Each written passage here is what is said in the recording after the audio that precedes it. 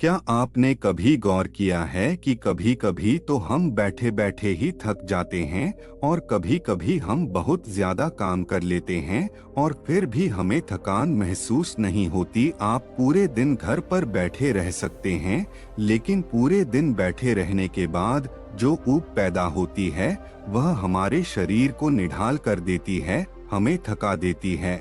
लेकिन वहीं हम कोई खेल खेलते हैं तो हम उसमें खूब भाग दौड़ करते हैं, खूब शरीर को थकाने की कोशिश करते हैं, लेकिन खेलने के बाद एक चुस्ती महसूस होती है, जैसे शरीर का रोम रोम खिल उठा हो। अगर आप देखें तो यह बात अपने आप में एक विरोधाभास है, क्योंकि प्राकृतिक रूप से होना तो यह चाहिए कि जब आदमी खेलता है तो उसका शरीर थकता है, इसीलिए खेलने के बाद उसे थकावट महसूस होनी चाहिए। और जब आदमी खाली बैठता है वह अपने शरीर को थका ही नहीं रहा, वह तो आराम कर रहा है।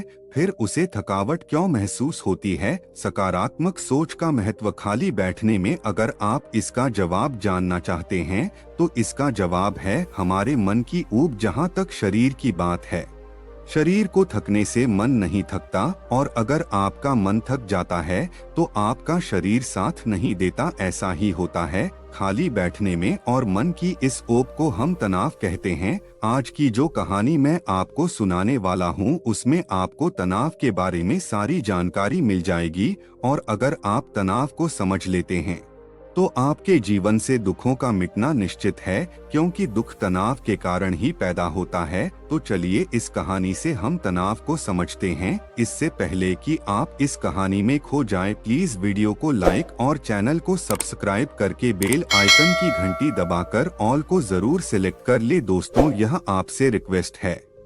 चलिए कहानी शुरू करते हैं।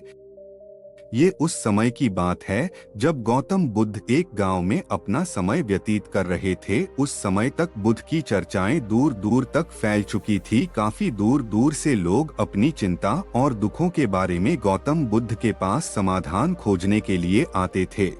ऐसे ही एक दिन जब गौतम बुद्ध आश्रम में अपने शिष्यों को उपदेश दे रहे थे तो एक अधेड़ उम्र का आदमी अपने 22-13 साल के लड़के को साथ लेकर गौतम बुद्ध की तरफ चला आ रहा था। गौतम बुद्ध ने एक नजर उस पर डाली और उपदेश में बैठने के लिए कहा। जब उपदेश खत्म हुआ तो गौतम बुद्ध ने उस आदमी को अपने पास बुलाया और अपने पास बैठने का इशारा किया। जंगल में हरियाली छाई हुई थी और बहुत ही सुहाना मौसम था। जंगल में तरह तरह के पक्षियों की आवाज वहां पर गूंज रही थी। इसके बाद गौतम बुद्ध ने उस आदमी से आने का कार का पूछा। इस पर वह आदमी कहता है कि हे तथागत, मैं 2 दिन की यात्रा करके अपने बेटे को आपसे मिलवाने लाया हूँ। यह मेरा इकलौता पुत्र है।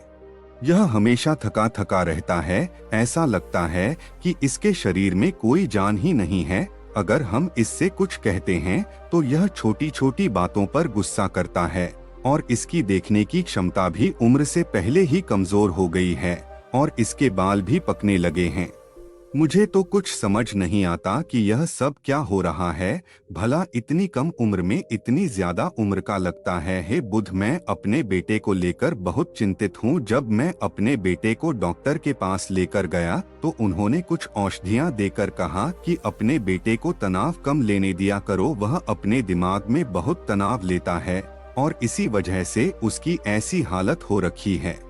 लेकिन उनके लाख बताने पर भी मुझे तनाव का मतलब समझ में नहीं आया। मुझे पता ही नहीं कि तनाव होता क्या है और उसे कैसे उसके दिमाग से निकाला जाए। उसके लिए पहले तो मुझे यह समझना होगा कि तनाव होता क्या है, और इसीलिए बुद्ध, मैं आपके पास आया हूँ। कृपया करके मेरी समस्या का समाधान कर दीजिए। यह सुनकर गौतम बुद्ध उस लड़के को बड़ी गौर से देखते हैं, उसकी आंखों में देखते हैं, उसके चेहरे पर देखते हैं और फिर उसके हाथ की नब्ज भी देखते हैं। यह सारी विधियां करने के बाद गौतम बुद्ध उस आदमी से कहते हैं कि तनाव लेना तो कोई नहीं चाहता, लेकिन फिर भी तनाव लोगों को दीमक की तरह पकड़ लेता है और इंसान को यह पता ही नहीं चलता कि वह तनाव में जी रहा है। लेकिन अगर वही इंसान तनाव को समझ लेता है, तनाव के बारे में कोई ऐसा पैमाना बना लेता है कि उसे पता चल सके कि वह कितना तनाव में है, तो वह समस्या का समाधान भी खोज सकता है। मुख्य रूप से तनाव के 8 कारण होते हैं।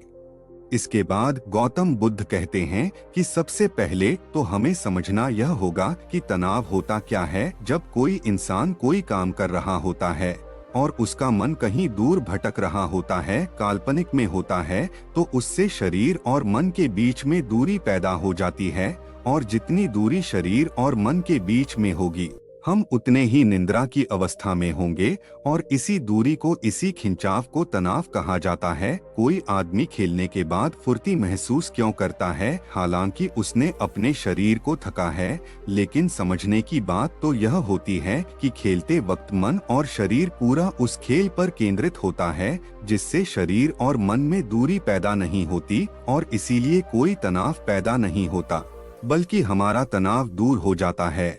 और वही जब हम कोई बेमन का काम करते हैं जिसमें हमारा मन लगता ही नहीं, तो हम शारीरिक रूप से वह काम तो करते हैं, लेकिन हमारा मन कहीं दूर काल्पनिक में भटक रहा होता है। इससे शरीर और मन में एक दूरी पैदा हो गई और तनाव ने जन्म ले लिया। इसीलिए इंसान को एक बार में एक ही काम करने चाहिए और इस पर अपना तन और मन केंद्रित रखना चाहिए, जिससे आपके भीतर कोई तनाव पैदा ही ना हो। तनाव के कुछ मुख्य कारण भी होते हैं। इसके बाद गौतम बुद्ध कहते हैं कि अगर हम इन कारणों को जान लेते हैं तो हमारे अंदर तनाव कभी भी पैदा नहीं होगा। मुख्य रूप से जो कारण है उसमें सबसे पहला कारण होता है महत्वाकांक्षा होना। अच्छी बात है, लेकिन कभी आपने गौर किया है कि इंसान के लक्ष्य कभी पूरे नहीं होते, क्योंकि इंसान का कभी कोई एक लक्ष्य होता ही नहीं है।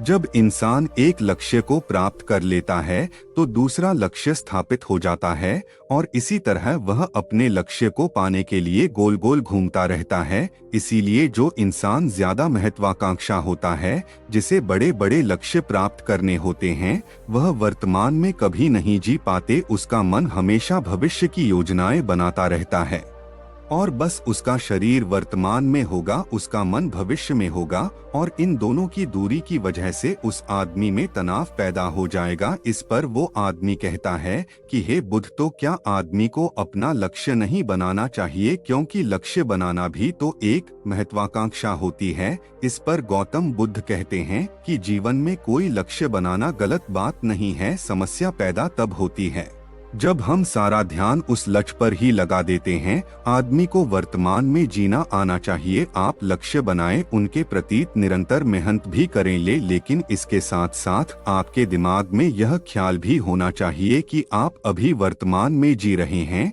इसके बाद गौतम बुद्ध ने तनाव का दूसरा कारण बताया, वो है जलन। गौतम बुद्ध ने बताया कि जब आदमी किसी की तरक्की या किसी से जलने लगता है तो भी उसका मन सड़ने लगता है। जलन अंदरूनी घाव देता है। अंदरूनी घाव का मतलब है मन का घाव। शरीर का घाव तो भर भी जाता है, लेकिन मन का घाव कभी नहीं भरता। इसलिए इंसान को दूसरे की तरक्की से कभी जलना नहीं चाहिए। तनाव का तीसरा कारण होता है किसी दूसरे से अपेक्षा। गौतम बुद्ध ने बताया कि एक बाप होने के नाते वह अपने बेटे से बहुत सारी अपेक्षाएं रखता है कि मेरा बेटा एक कामयाब इंसान बने, वह जिस तरह मैं चाहता हूँ उसी तरह का जीवन जिए। और जब आदमी किसी से अपेक्षा करने लगता है तो कहीं ना कहीं वह अनजाने में खुद के लिए तनाव पैदा कर रहा होता है।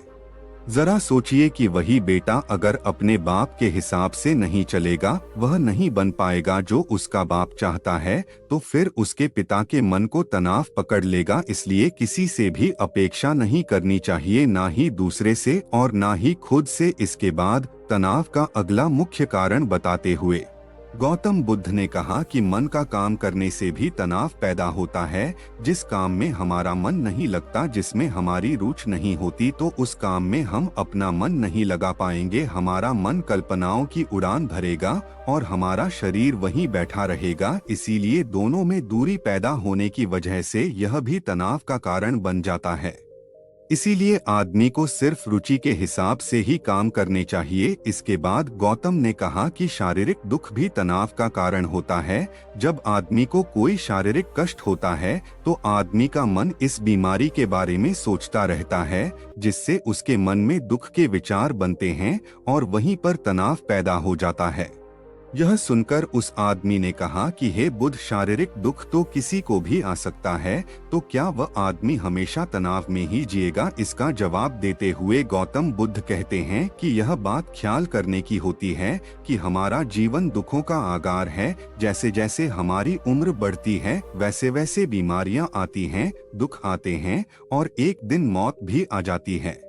तो बीमारियां जीवन का अभिन्न हिस्सा है। किसी को वह समय से पहले आती है तो किसी को बाद में आती है।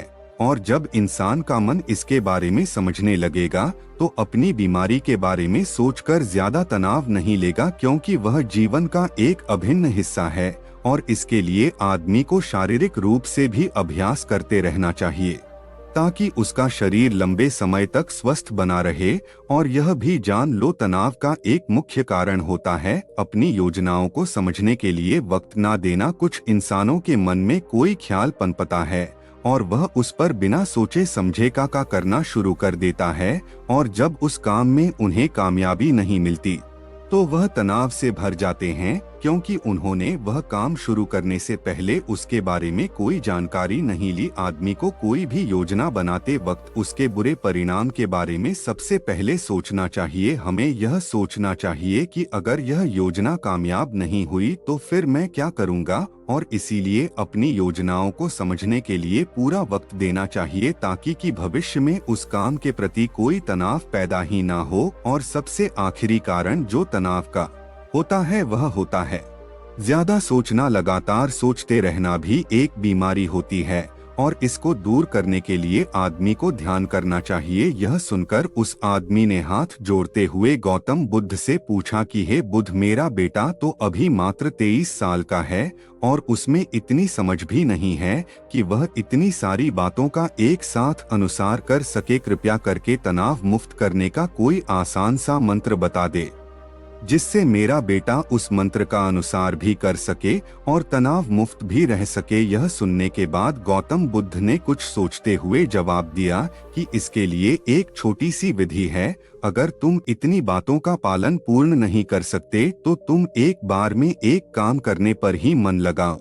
जो भी काम तुम कर रहे हो बस एक काम एक बार में करो और उस काम को पूरा ध्यान लगाकर करो। अगर तुम्हारा ध्यान इधर उधर भटकता है तो वापस से अपना ध्यान उस काम पर लगा दो। यह सबसे आसान और सबसे अच्छा तरीका है तनाव मुक्त रहने का। अगर तुम खाना खा रहे हो तो खाना खाने पर ही ध्यान केंद्रित कर दो। अगर तुम चल रहे हो तो चलने पर ही ध्यान केंद्रित कर दो। इससे तो तुम्हारा मन और तुम्हारे शरीर दोनों एक जगह पर रहेंगे और दोनों के बीच दूरी नहीं पैदा होगी, जो कि तनाव का मुख्य कारण होती है। दोस्तों, आज की युवा पीढ़ी एक बार में 2-2, 3-3 काम एक साथ करती है। जैसे कि कोई आदमी खाना खाते वक्त टेलीविजन भी देखता रहता है, फोन पर बात भी करता रहता है और फिर बाद में कहता है कि मैं तनाव में जी रहा हूँ। जब 3-3 काम एक साथ करेगा आदमी तो तनाव पैदा होना तो लाजमी है, क्योंकि मन तो पूरा ध्यान लगाकर एक बार में एक ही काम कर सकता है। पूरी तरीके से ध्यान दो चीज पर कभी नहीं लगा सकता। इसीलिए जहां तक संभव हो सके कोशिश कीजिए कि आप अपना ध्यान एक ही काम पर लगाएं। तो दोस्तों, कैसी लगी ये आपको कहानी कमेंट करके जरूर बताएं।